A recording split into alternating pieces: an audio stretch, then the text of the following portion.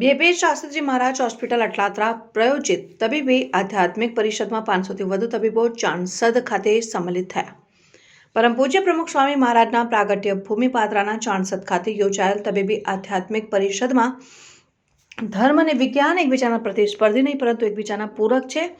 આ સિદ્ધાંત મુજબ બીએપીએસ સંસ્થા દ્વારા છેલ્લા 2 દાયકાથી કાર્યરત બીએપીએસ શાસ્ત્રીજી મહારાજ હોસ્પિટલ દ્વારા રવિવારે સાંજે પ્રમુખ સ્વામી મહારાજના પ્રાગટ્ય સ્થાન ચાણસદ ખાતે પ્રાયોજિત તબીબી આધ્યાત્મિક પરિષદમાં શહેરના 500થી વધુ તબીબો અને તબીબી ક્ષેત્રે અભ્યાસ કરતા 150થી પણ વધારે ભાવિ તબીબોએ ભાગ લીધો હતો. વર્ષોની પરંપરા અનુસાર યોજાતી આ પરિષદની શૃંખલામાં 15મી આ પરિષદમાં સંસ્થાના ડોક્ટર જ્ઞાનવત્સલ્ય સ્વામીજીએ દર્દીઓને અવિરત સંભાળ, યંત્રવદ જીવનશૈલી વગેરે પરિબળોના કારણે ખુદ તબીબો પણ તણાવગ્રસ્ત ન થાય તે માટે હીલર્સ વિષય વક્તવ્ય દ્વારા દૈનિક જીવનમાં આધ્યાત્મિક, વ્યવસાયિક અને પારિવારિક જીવનમાં સંતુલન, યોગાસન અપનાવી તેના યુક્ત જીવન જીવવાની કળા સમજાવી હતી. પરમ પૂજ્ય પ્રમુખ સ્વામી મહારાજ સાથે 45 વર્ષ વિચરણ કરનારા સંસ્થાના સદગુરુ સંત પૂજ્ય વિવેક સાગર સ્વામીએ શાસ્ત્રોના વાક્ય વેદો નારાયણ હરિને સરળ ભાષામાં સમજાવતા જણાવ્યું હતું કે કોઈપણ વ્યક્તિની ગંભીર બીમારી વખતે કહેવાય છે કે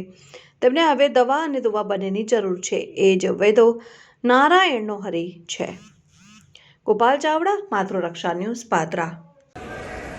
બીએપીએસ શાસ્ત્રીજી મહારાજ હોસ્પિટલ અટલાદરા દ્વારા આજરોજ પ્રમુખ સ્વામી મહારાજના પ્રાગટ્ય તીર્થ ચાણસદ ખાતે 15મી મેડિકો સ્પિરિચ્યુઅલ કોન્ફરન્સનું આયોજન કરવામાં આવ્યું હતું, જેમાં સંસ્થાના પ્રખર વક્તા, મોટિવેશનલ સ્પીકર પૂજ્ય ડૉક્ટર જ્ઞાનવત્સલ સ્વામીએ હિલિંગ ધ હીલર્સ તે વિષયક ઉપર પોતાનું માર્ગદર્શન આપ્યું હતું અને સાથે સંસ્થાના વડીલ સદગુરુવર્ય સંત પૂજ્ય ડૉક્ટર વિવેક સાગર સ્વામીએ વૈદ્યો નારાયણો હરિ તે વિષયક ઉપર માર્ગદર્શન આપ્યું હતું. આ કોન્ફરન્સની અંદર 550 ઉપરાંત ડૉક્ટર મિત્રોએ પોતાના પરિવાર સાથે લાભ લીધો હતો અને વિવિધ મેડિકલ કોલેજમાંથી 150 કરતાં પણ વધારે મેડિકલ સ્ટુડન્ટ્સે આ કોન્ફરન્સમાં ભાગ લીધો હતો.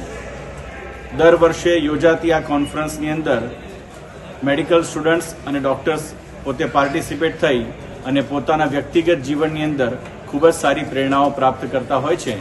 તેવી જ આ કોન્ફરન્સની અંદર આજે પણ ખૂબ જ મોટી સંખ્યામાં ડૉક્ટર મિત્રોએ ભાગ લીધો હતો.